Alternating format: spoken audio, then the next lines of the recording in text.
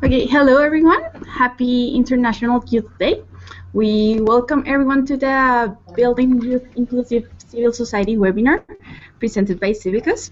The content of today's webinar is based on this year's State of Civil Society report and its theme, Civil Society and Exclusion. Today, three great youth contributors to the report are joining us. I'm your host, Elisa Novoa, and today we're going to discuss ways how to move towards meaningful youth inclusion in civil society. We have a great panel of experts with us today. We're thrilled to have everyone. Thank you very much. Danny, Secretary General of CIVICUS, Andrew Furman, CIVICUS Editor, Michael Hill, President of Youth for Understanding USA, Jennifer Grant, Deputy Director of Child Rights Governance for Save the Children, and we're waiting, he will join us very soon, Anton Dama from the Students' Movement of South Africa. Well, thank you very much all for joining us today. We have an exciting and inspiring session prepared for you. So everyone who is joining us today, feel free to type any question or comment in the Q&A session that you will see in your right. On your right, we will have a 30-minute session at the end of today's webinar to respond to your questions and comments. Also, you can tweet about the webinar using the hashtag CIVICUSYouth. After the webinar, we will be sharing also the recorded conversations. Hopefully we can keep the discussions open in a Twitter party or in a long-term process. So now I'm going to introduce Danny, CIVICUS Secretary General, who will give us a global overview on how can civil society push back youth exclusion and build an inclusive youth civil society. Danny, welcome. Thank you very much. I'm Danny Sriskandaraja. I'm Secretary General of CIVICUS.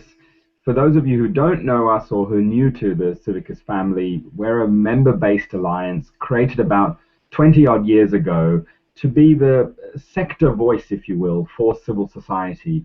An alliance now with members in over 175 countries that's there to strengthen citizen action around the world, to speak up for the rights of civil society, to speak up and act to promote the rights of all individuals to take action, speak out, protest, to speak truth to power.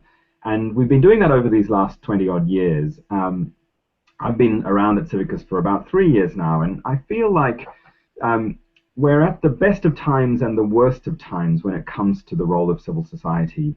In many ways, things are so phenomenally exciting in terms of the way that citizens are organizing and mobilizing around the world. It's never been easier than now to organize a protest or to communicate something, to publicize something because of the power of the internet and social media.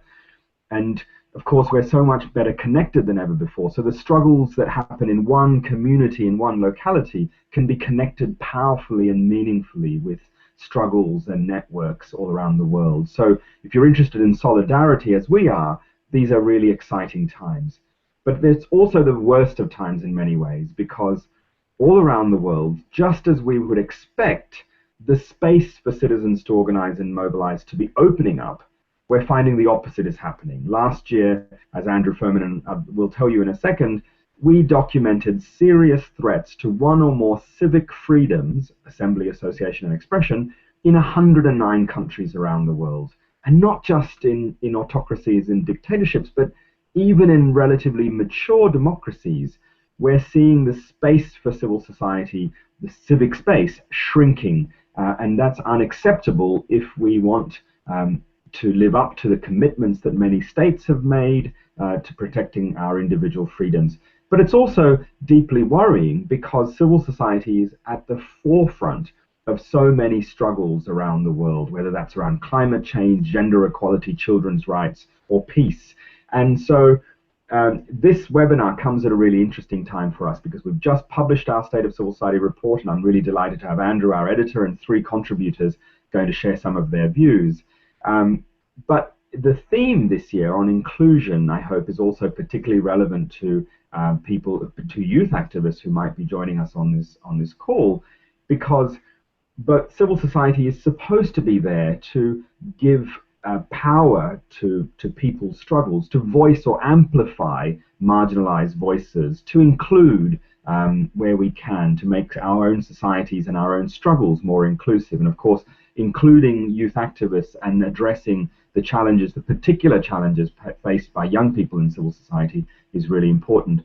Let me close by saying one thing that I'm going to be looking out for over the next hour and a half is any advice that you all have for us at CIVICUS about how we can improve our own practice when it comes to engaging young people and incorporating youth activists in our own networks. Elisa and others have re-energized our own youth action team, which I hope you know about, and if you don't, she will tell you more about, which is our way of engaging young people through our own sort of governance and policy structures.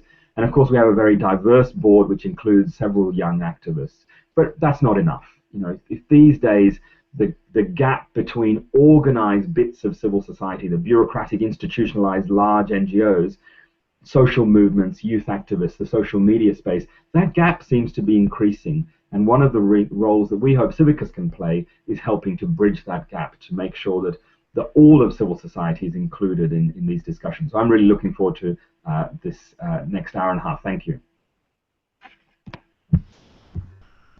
Thank you very much, Danny. Now I would like to introduce you to Andrew Furman, CIVICUS editor. He will give us an overview of the key findings of the State of Civil Society Report 2016.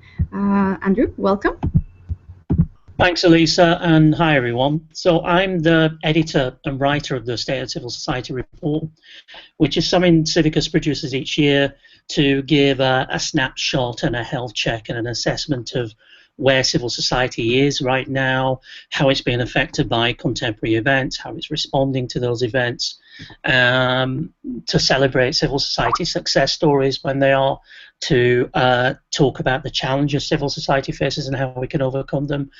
And each year it has a special theme, and as has been mentioned, the theme this year was on this question of inclusion and how civil society combats exclusion. So what I'm going to do now, just for a few minutes, is talk about sort of some of the key ideas and findings. Essentially, where we are now is in extraordinary times for the world and for civil society. We live in times of sort of epic contestation, epic challenges. We live in a time where the economic consensus of the 1980s, 1990s, early 2000s is unraveled. Questions are being asked about the ability of economics as it stands to deliver growth and prosperity. People are facing renewed insecurity in numerous respects, including in their livelihoods. And people are inequality is growing, even in countries that are experiencing economic growth. The gaps between the rich and the poor are growing. People are finding it increasingly hard to struggle to make a living. Large corporations at the same time are becoming less transparent, more extractive. The need to extract resources for business is having profound human rights effects on communities in many countries around the world. These are contested times. There are also contested times at the level of human insecurity. People are facing renewed threats, including in the contexts and countries of the world where people haven't really been accustomed to experiencing violence and now experiencing terrorism and extremist threats. We live in times when conventional notions of democracy are being contested and are unraveling.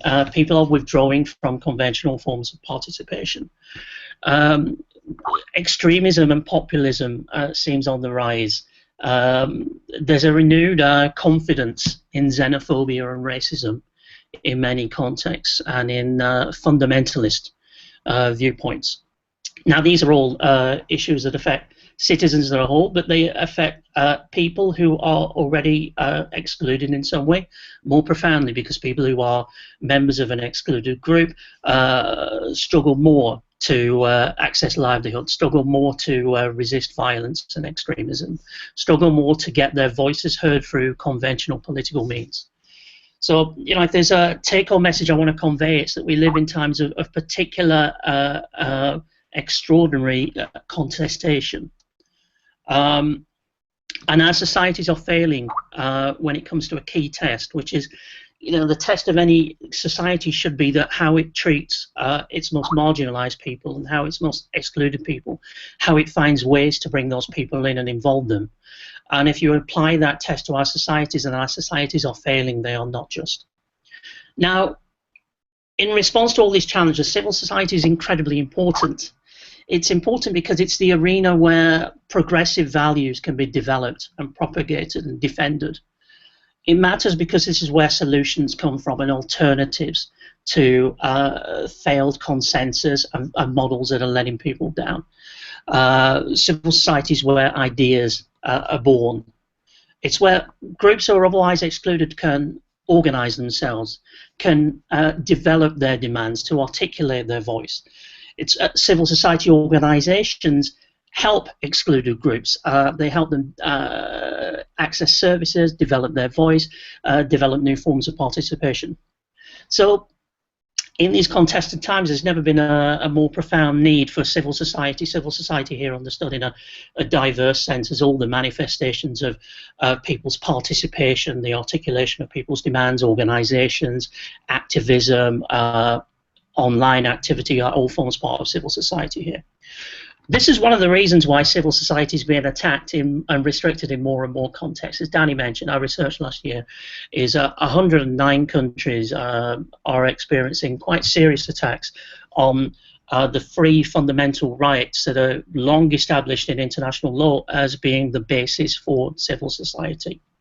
To have civil society, you need to have the right to association, the right to peaceful assembly, and the right to freedom of expression.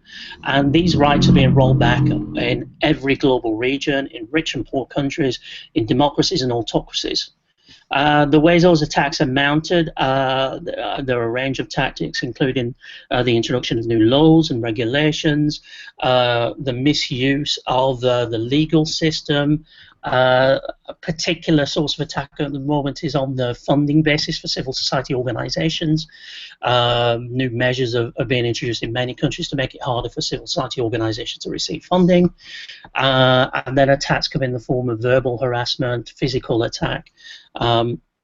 These things are being seen everywhere. There's also a rejection of, in some quarters of civil society, as a foreign or a foreign assisted concept. There's a rejection of civil society on the basis of its funding may come from another country and so on. Even though civil society exists indigenously in every country has its own forms of civil society. There's an association of civil society with extremism, even though extremism is a source of attack on many civil society organizations and activists. There's a growing equation of criticism with terrorism. The steps that would normally be understood to be between the legitimate articulation of criticism and attacks on society those conceptual steps are being eroded, and criticism is being equated with terrorism increasingly. Now, the civil society that is most attacked and restricted is the civil society of the most excluded. So there's a double loss of voice here for most excluded groups. If you look around the world, typically the civil society organization and activists that are facing the most restriction are those that seek the human rights of women, seek the human rights of minorities, seek LGBTI rights, and seek land, environmental, and indigenous rights. Those civil society organizations have been formed because excluded groups are denied voice, are denied equality, are denied participation, and they in turn are being particularly restricted and attacked. This is happening because, of course, those groups challenge the status quo. They ask questions about power and its distribution. That makes them dangerous to people who want to maintain the status quo of power. It's not all negative. I mean, the danger of this presentation is that it could come across as somewhat gloomy, but what we're seeing all around the world, and we saw last year and we're seeing this year, is people rise up against these restrictions, and they rise up against structures that are denying them voice and participation. We talk a lot in the report about the hotspots of protest and dissent that we've seen in different contexts in the world recently. We're going to hear an example from that in South Africa later. Now, what's important here is young people are at the forefront of many of these new forms of protest and mobilization, mass demonstrations.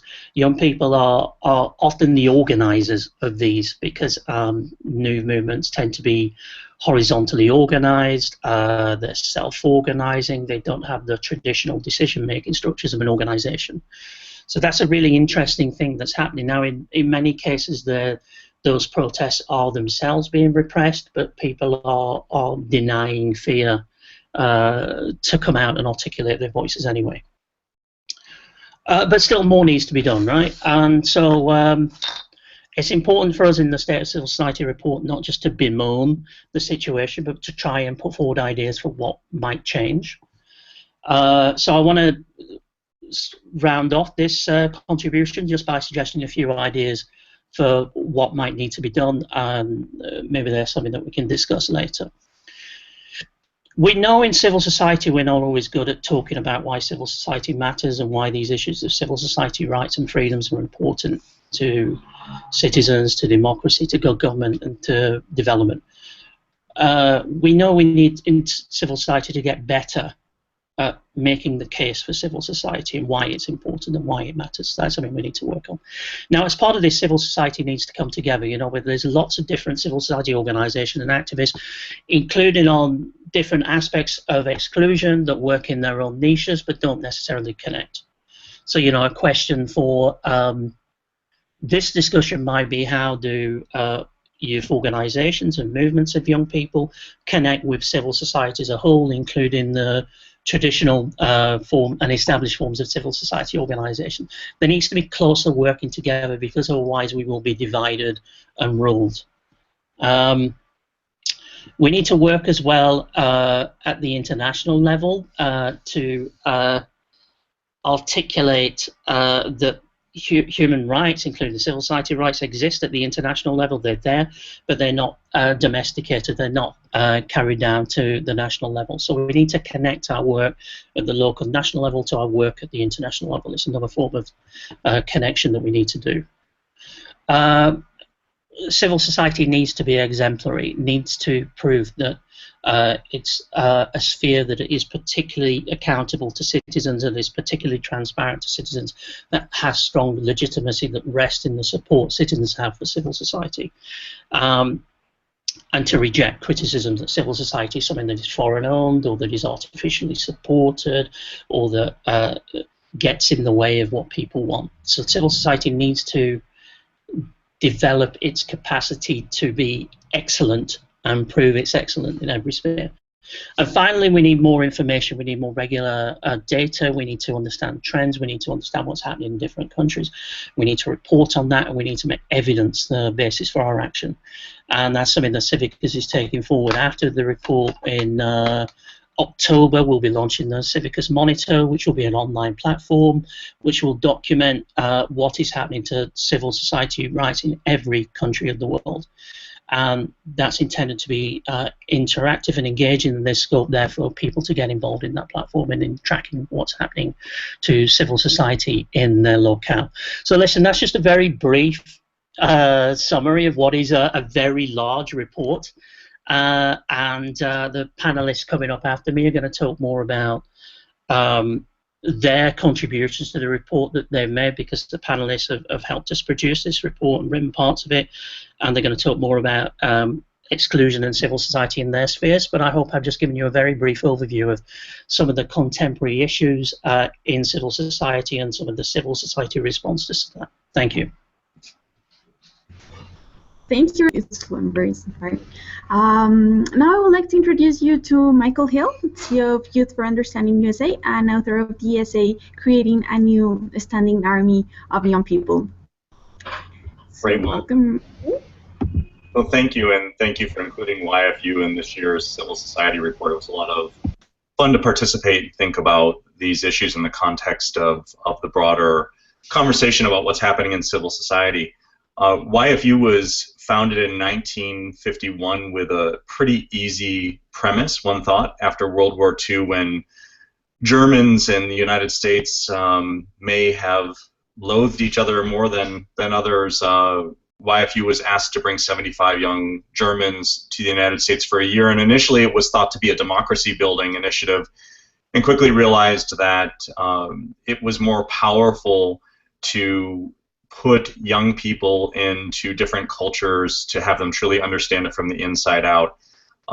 Those first students spent a year here and went back with different ideas of this country beyond what they may have heard or thought in their own countries.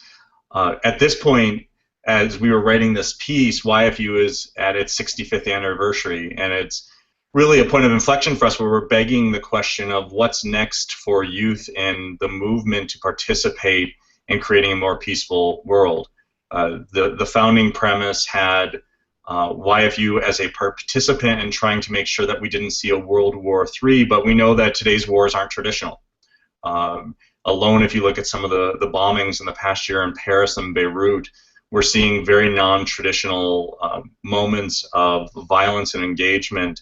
But it's also pointing out tears in the fabric of our society and asking us tough questions. So after the Paris bombings, appropriately, vigils were held and international media raised what happened there.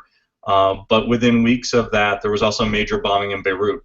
And we didn't talk a lot about that, and we didn't hold up worldwide vigils for the young people and for the adults in Beirut that had equally lost life. And so I think the dilemma for us as we look at how young people can participate in a civil society is how to bring them into being a part of an essential ingredient in the solution. We know in many ways that we place the hopes of our future on young people, but we're not doing that in much in this quest for peace or a more peaceful world. We were founded by a woman named Dr. Rachel Andreessen in 1951, and I'm really proud that she was actually nominated for a Nobel Peace Prize. We've asked ourselves a lot of questions about what would she do today, and I think actually the work that she did then is not all that different from ours today. It's still the case that when conflict and terror exist, people move from a place of fear to a place of hatred to then usually a place of violent action. And so we're asking ourselves the question of how do young people play a role, and the piece outlines that as well. How might we think of young people as a standing army for peace versus the armies that we have of destruction? I want to share a couple stories with you by way of introduction, and one that I shared in the piece is of a young man named Rami who came from the Palestinian territory on a YFU exchange program. And we had received young people from that part of the world for a while, and we had tried to place him in a rural town in Pennsylvania. And the school board there initially fought the placement because they were afraid that he might bring anti-Semitic views to that part of their community. We were successful in getting him placed there. He had a great year, did a number of presentations, but the initial reason that they were upset was that on his visa application, he listed as his country of origin occupied Palestine. And for the United States, who has played an on and off again role in that conflict, that struck a chord. And what we had shared with the school district was what a wonderful opportunity to understand more globally what's happening in society and through the eyes of young people to give a different version of the story. David Gergen, in his outlook on the global agenda for 2015, says that so many of the world's ills could be solved if we simply had a global perspective, if we understood how the other is walking through their day-to-day lives. And so I think part of the question as we look at how young people might play a role in advancing healthy civil societies is how do we help create that perspective for young people in a hyper-connected world. I work in international exchange, and one of my least favorite things to hear, because I don't believe it's true, is that people don't need to engage with other people because we have web-based ways to see into others' cultures. You know, we have YouTube and we have all of these social media platforms that give a view into another culture, but I think what we believe is that it gives a filtered view, and that it's really only through deep engagement that young people can truly understand other cultures. and it's only through deep engagement in those other cultures that they might be a part of the solution for the future. In the piece, we outlined some key challenges, at least for those of us that have been trying to do people-to-people work. Certainly the cost of trying to find ways for young people to experience cultures has gone up exponentially, and so we're wrestling with that. But there's also two other pieces that I think societies are putting hurdles in place, some for understandable reasons. There's a heightened sense in the world of a sense of protectionism, and that certainly just isn't for those young people that might come to the United States. We work with about 65 partners, and I'm often struck when their own governments and parents caution young people against coming to the United States because of our own recent spouts of racist and violent actions in our cities. So regardless of where you are, there's a sense that we should stick closer to home, and yet we know that if we stick closer to home, young people really can't understand another culture in a way that allows them to be a part of the solution. We also know that as societies are trying to put more and more educational requirements on kids, the ability for them to go and explore and being part of a global patchwork is tougher and tougher. You know, YFU, we believe that it's essential that we create a world of interconnected global citizens, and I think there's a few solutions that we posit that might be interesting for the group to kick around. In a humanist way, you know, I think there are many humanists that are fearful of technology, but we believe technology can be used as actually a deep tool for engagement. YFU has just launched a virtual exchange initiative where we're trying to help young people have dynamic conversations with one another, curated by young people. If you go back up to what I said earlier, that fear and a lack of understanding can quickly lead to violence. If we can find a way for young people to understand the realities of their respective communities, we think there's actually a chance to make them active parts of the solution toward creating healthier civil societies. But there's work for the rest of us to do. Corporations really need to step up and demand that intercultural education and engagement be a part of their corporate global responsibility. We hear so often that the workforces of tomorrow must be populated by young people who are globally connected. So I believe that corporations have a responsibility to make that an essential pillar of their social responsibility platforms. But we also know that governments need to place intercultural engagement at the heart of their own public diplomacy. And those of us that care about youth engagement also need to find ways to break down those walls. Shortly after World War II, Rachel Andreessen was in Europe when they turned the lights back on again in a key city. And one of the things she said that I think is still true today is she said, all of our work must make sure that the lights never go out again. So again, thank you for allowing us to be a part of this year's Civil Society report. It'll be interesting to see how the other panelists share their perspectives and how we might find a common solution toward helping young people be a key ingredient in creating healthier civil societies. Thank you very much, Michael. We hope so too. Now I'll hand over to Jennifer, Grand Deputy Director of Child Rights Governance of Save the Children. She's joining us from England, and also is a youth guest contributor to this year's report. Jennifer, welcome. Thank you very much. I'm not sure how there I go. Hi everyone, thank you very much. Just to say that I'm a great fan. I've been working in the area of children's rights and human rights for many years, and I'm a great fan of CIVICUS and the work that you do. I think it's extremely important. So thank you so much for inviting us to be part of the report and indeed to be part of today's discussions. I'm going to start with just a couple of reflections, both from what's been said so far, and also I watched the webinar on the launch of your report in July, and a couple of reflections before I go in to really talk about how I think we can support children and youth to be able to access their civil rights and freedoms more effectively, and therefore be able to be vibrant members of civil society. So yeah, just to say, Andrew mentioned new times, and I think he's absolutely right. And there are both positive and negative challenges, as he rightly set out, around there being new times. But actually, sorry, we're having a technical problem. I lost sound.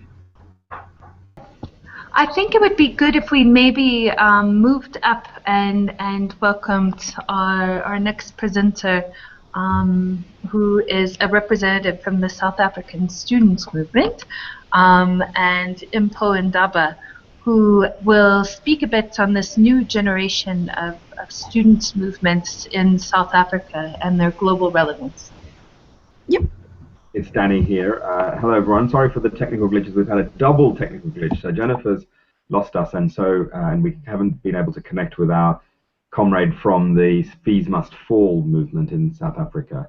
I've just been looking at the questions submitted about what are the ways in which we best promote youth engagement in civil society, and maybe I'll give Andrew and Michael a chance to come back on this as well. But for me, from my experience at CIVICUS, one of the most fascinating things that I've seen is we had something called the Youth Advisory Group, which was the precursor to the Youth Action Team that Elisa is now involved in. And when I started, we had a group of amazing young activists, 6 or 8 of them, who were as part of our Youth Advisory Group.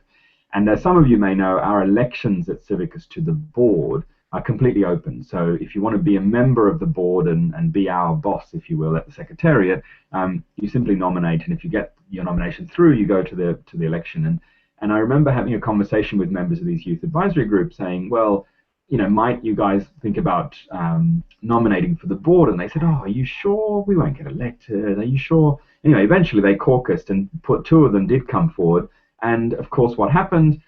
Those 2 got elected very easily onto the board. And so for the last 3 years, for that board, and of course even for this current board, now that we've set the sort of precedent, we've had young people as young as 24, I think in one case, be full members of our board. And to me, this was a lesson in a number of things. One is that it's so much better from our point of view as a CIVICUS Secretariat to have young people on our main board rather than just on these side groups or working groups. And I think, I really wish more civil society organizations did that. And secondly, of course, that what was interesting to watch was that the activists who are members of this group, in a way, didn't need my permission or our permission to do any of this. I mean, they were amazing people with huge amounts of confidence, but it was really instructive to see that there was a little trigger. We just had to sort of sow the seed, saying, have you thought about nominating for the board? And then that triggered this nomination. And of course, now we've got we continue to have young people who are members of our board. Now, I'm not saying that being a member of the board is the be-all and end-all of youth engagement, but I do think that if we did a sort of study of the boards of many of our NGOs around the world, far too many of them would have an average age that would be upwards of 50 or 60, rather than have an average age that's closer to the average age of the world's population, or at least have a diversity of people represented on board. So I do think that if anyone's listening to this and are thinking about ways of getting involved in sort of mainstream civil society organizations, NGOs, for example, please do think about nominating for a board. And I just to close, from my own experience, I was in my early 20s when I saw an ad to become a trustee of an NGO that worked on refugee issues. And I thought, well, I'm really interested in refugees. I was studying it and researching it. I'd done some volunteering and activism in that area. So I just sent my my application forward, and then was interviewed by this board, and they said, oh, why did you even apply for this? And I sort of gave them my explanation, left the interview thinking they'll never call back. And of course, luckily, they did call back and say, we'd love to have you. And I was by far the youngest person on that board, maybe 20 years between me and the next youngest person. But again, from my personal experience, it was a great way of getting involved and contributing to the life of civil society. So that's my answer when it comes to sort of board membership on that front. I don't know if Andrew and Michael wanted to add any more insights on that question. Yeah, I think that's great, and it's a question that I know in the United States we're asking about how to engage young people more, and in the governance structure. I think one of the things I found most fascinating this year in 2 different projects we tried, one is in the virtual initiative, is having young people curate the conversations of young people. I think so often when we do program administration for young people, we create programs that we think that they should want to have and deliver them to them and hope that they will be the beneficiaries of this wonderfully brilliant thing we've constructed. So finding ways to bring young people into the life of actually helping to design and implement programs, I think is a dynamic way to engage them. The other piece is, well, not necessarily a board, is to think through alumni and other programs where young people can come back and contribute as volunteers. We know about this generation that if they can't see a definite impact they're making and participate in sculpting the movement, they're less interested to participate. And so all of these ways that we can think of to bring young people into the center of the lives of running and sculpting our organizations is going to be essential if we want their voice.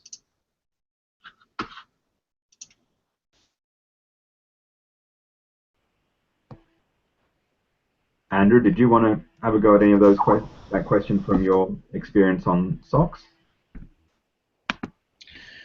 Yeah, I can. I mean, there's no one-size-fits-all model, and I think part of the job that we have to do is to continue to document and extract learning from and share different models of involving excluded people, including young people in civil society organizations. But I also think that's not the only question. I think there's another question of what can civil society organizations themselves learn from new forms of organization, new social movements, new horizontal organizing rather than vertical organizing that's non-hierarchical, that doesn't function in the traditional way of having a traditional decision-making structure that we've seen since late 2010 and through the last 5 years in mass mobilizations, Occupy protests, the protests we've seen in South Africa and in many other countries in recent years.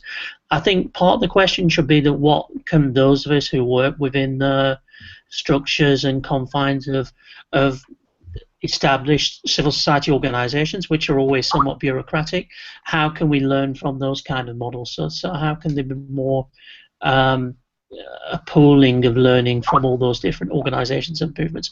But I think Jennifer's back now, so sorry, I don't actually know when you lost me. Apologies. Early on, yeah. So I think what I'm going to do is hand back over to Jenny, right? Could you just tell me where I got to? You were just starting, really, and then I'm afraid you froze and we couldn't hear anything. Oh my goodness, what a shame. Okay, I'm so sorry about that. I don't. Did I mention stuff about the invisibility of children's activism? Any of my reflections on what you were saying, Andrew, and Mandeep were saying in the other webinars before I went on to talk about the particular obstacles and recommendations? You were just getting to that, and then we lost you. So I think that would be a good. Yeah. Okay. Gosh, I'm terribly sorry about that. Yeah. So going back to the point of, I'll start then from just saying that we have consulted 1,600 children in 60 countries recently around the way that they access their civil rights and freedoms. And a lot of what they said, interestingly, does relate to the article that we wrote, and therefore I will, I will be able to kind of talk about both the research and the points that I raised in our article side by side. I mean, I think the major thing to say is that children want to be involved. Over 80% of children responding to the consultation said that they were interested in being active civil society members, but 62% felt that they weren't safe doing that necessarily always in public protests and the like. So I think that there is a real role for adult civil society to keep children safe in accessing their civil rights and freedoms. I'm just going to check that you can still hear me.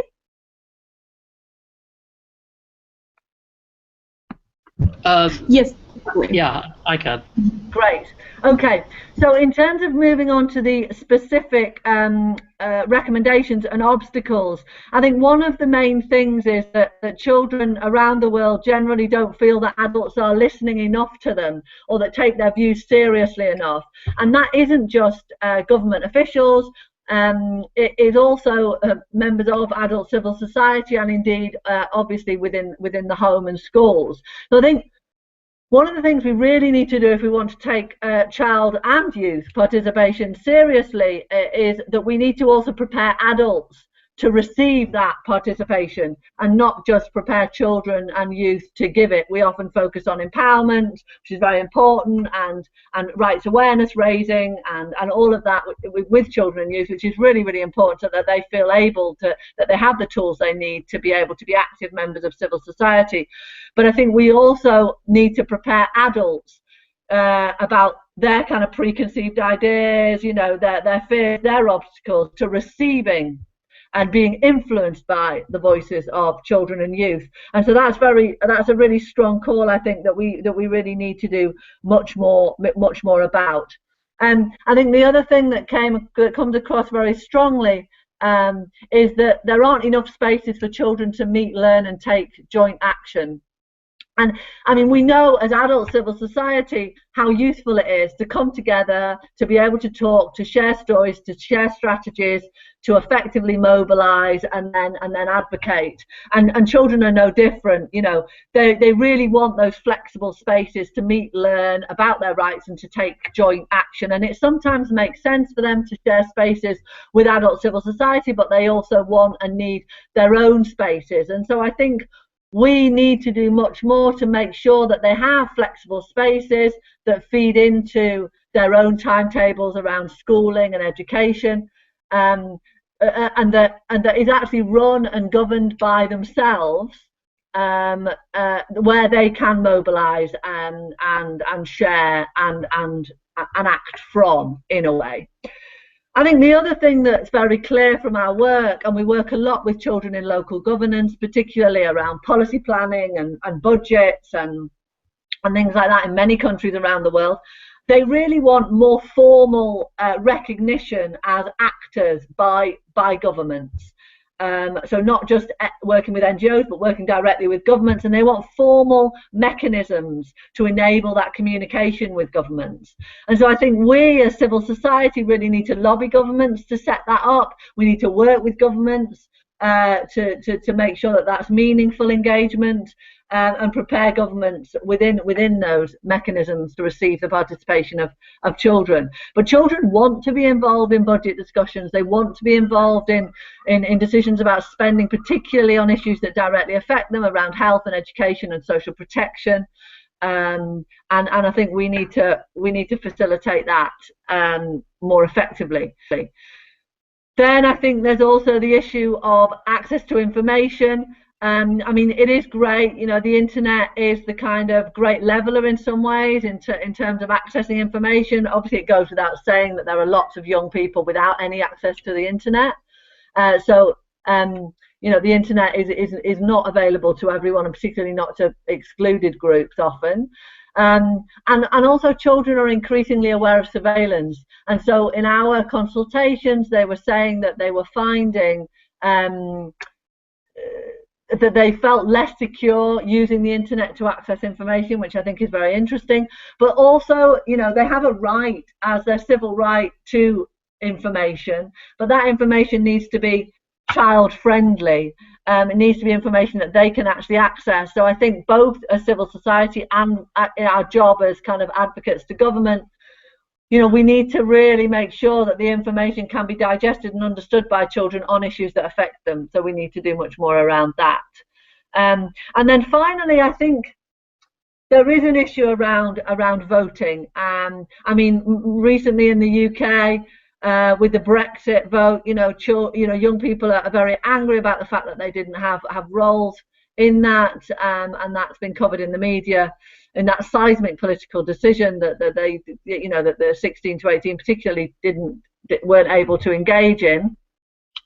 And I think that the world is starting to look at this issue of voting, and in many, you know, in countries, that they have reduced to 16, Cuba, Brazil, Nicaragua, Argentina, Austria, and the like, and to 17 in other countries like Sudan, Indonesia, South Sudan, etc. But I think that children and young people are very much saying that civil society needs to do more on reducing the voting age to 16, and that they are very keen to have that kind of formal acknowledgement as being democratic actors, if you like. So I think those are some of the things that have come through for us in our work and in our consultation that are really, really important for us to think about in civil society, about how we can support children and youth to much more meaningfully engage. Thank you. Thank you very much, Jennifer. I see we have one question from the audience. He's asking, how can we empower non-political youth groups to have their voices heard without having to take part in drastic measures such as mass movements, burning and destroying infrastructure in the country? What structures can we suggest to national governments?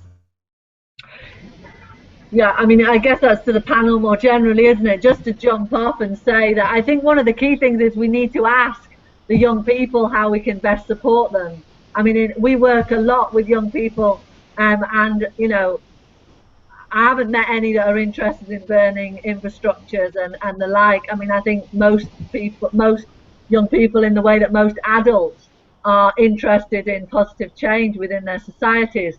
So I think the first thing is ask those young people, how can we best support you to get your right to health, education, social protection, adequate standard of living, etc. And I think we've got different models from around the world so that we can draw on. I mean, Latin America have very vibrant youth governance mechanisms, from youth and children's parliaments to formal consultations around things like planning policies and budget. We can provide a civil society space and funding for groups to meet, and obviously with the caveat that we would want to make sure that they were, in the same way that we support any adult civil society, we would want to make sure that they were didn't have a destructive agenda. So yeah, I mean, I think there's many country examples of about how that's been done really effectively, and the first thing to do is to ask the young people themselves. Yeah, that is the best resource. I agree. We have also a question for Michael. In the Youth for Understanding guest essay, you talk about the importance of cross-cultural engagement and how YFU believes that must start during school years. But how does YFU engage youth in designing programming, or what are the key ways that you have found help strengthen youth engagement in the institutional level? Sure. Well, thanks for the question. YFU is actually a confederacy of more than 60 organizations around the world that are trying to find ways for young people to experience different cultures. And many of the YFU organizations have young people on their boards, but there's also a number of volunteer structures where young people's voices play a heavy role in forming programs. So, for example, in the U.S. operation, we have something called a Campus Ambassadors program that, when young people come back from their year on exchange, they form not only a working group and an advisory group to those of us running the day-to-day of the programs, but they actually go out and talk to other young people about what they would like to see as we continue to build and grow programs. I think all of us in the nonprofit sector and the NGO structure struggle with finding ways to allow increased voices of our participants while doing the day-to-day stuff of balancing budgets and keeping the lights on. But I think what we've consistently seen at YFU is that when you bring young people into the life of sculpting programs and running organizations, that tends to have the benefit of of being a stronger organization that grows. So those are just a couple ways that we've looked at it. Again, some of the YFU organizations have young people heavily on their boards. Some YFU organizations, the majority of their boards are returning young people. So just a couple of quick examples.